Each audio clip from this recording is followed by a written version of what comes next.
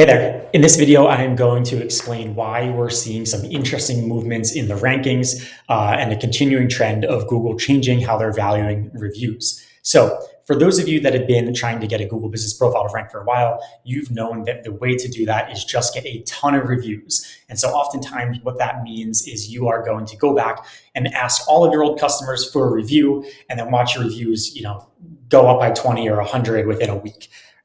But I'm going to show you why that is actually going to hurt you moving forward.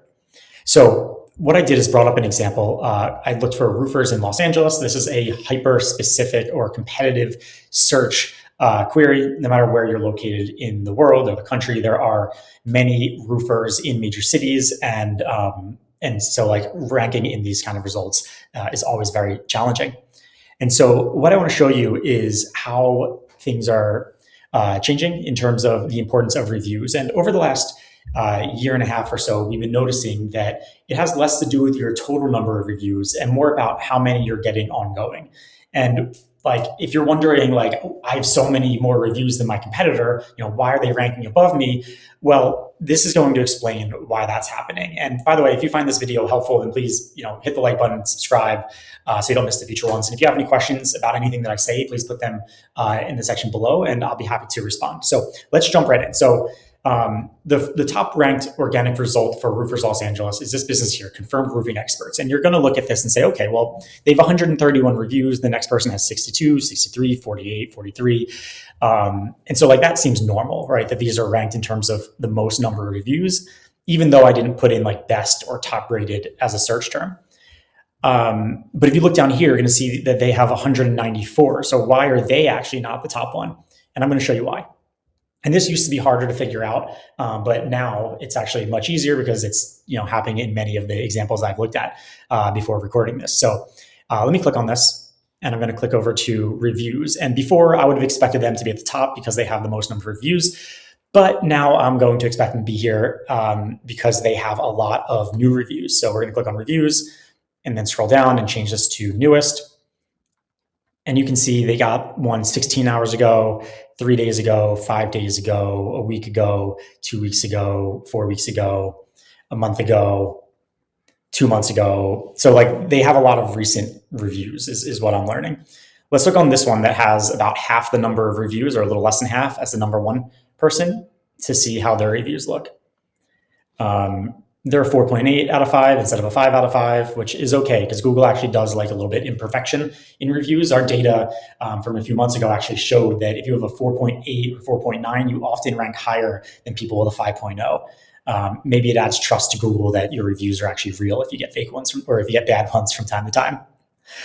Okay, so if we look at the second ranked one, they have reviews 6 days ago, a week ago, 2 weeks ago, 3 weeks ago, 4 weeks ago. So they're consistently getting at least like one review a month.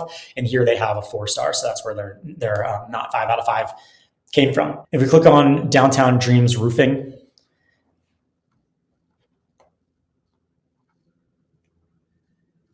you can see here they won 13 hours ago, 2 months ago, 2 months ago, 3 months ago, 3 months ago, 3 months ago, 3 months ago, 5 months ago. So this one also tells an interesting story, which is actually, and this is similar to what we see in our data, which is that what you do in the last 90 days is what's going to impact your performance 90 days forward, right? So oftentimes it's not a matter of just quickly getting reviews today and seeing an immediate jump. It's actually, were you consistently getting reviews for the past 90 days? And if so, you're going to start to move at around the 90-day mark. And so that looks to have been benefiting them. So let's now jump down to this one, Roof Replacement Inc. They have more reviews than anybody else on this list. So it's surprising that they're this low in the results, considering they're also a 5 out of 5, right? You would think top rated, most number of views, they would be number one. But let's click on it and see what's actually happening here. They're getting really good keywords in their reviews, which is awesome. And when we go to newest, we can see we have one from 2 weeks ago. This one was an old review that was edited a month ago. And then a month ago, 2 months ago, 2 months ago, 2 months ago, 2 months ago.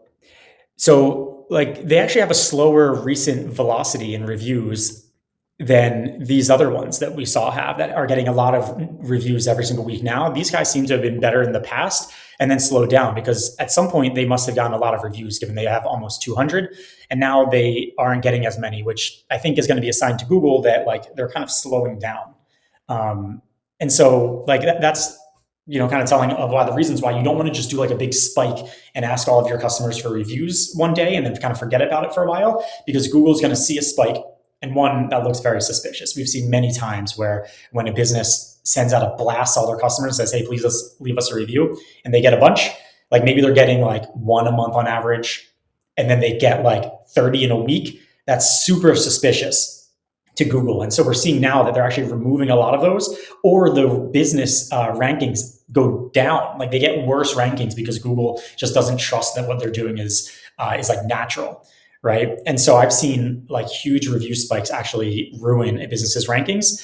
And what this data is showing us is that you really just want a consistent drip of reviews over time. And so what you want to do, let's talk about like the action steps now.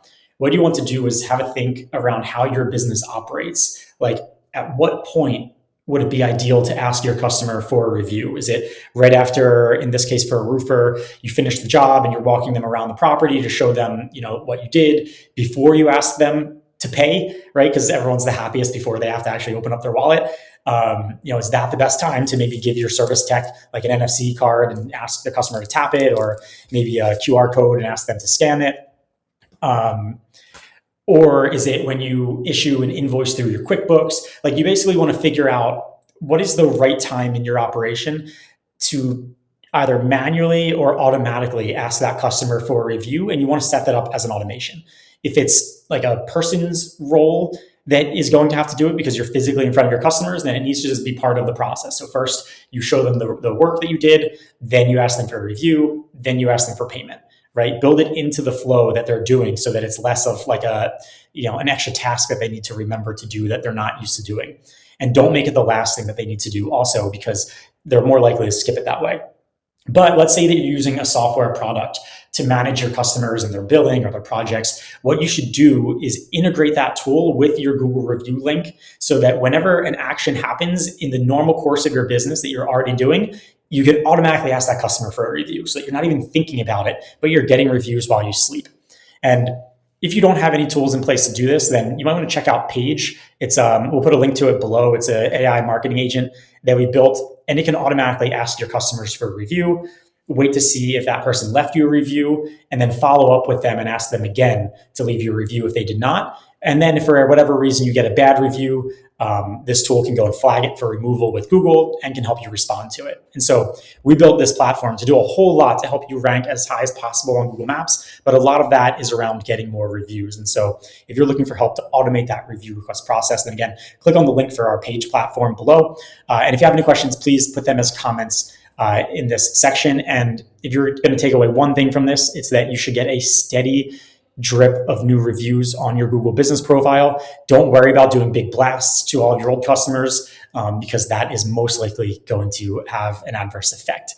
Hopefully you found this helpful. And again, subscribe to the channel so you don't miss my future videos. Thanks.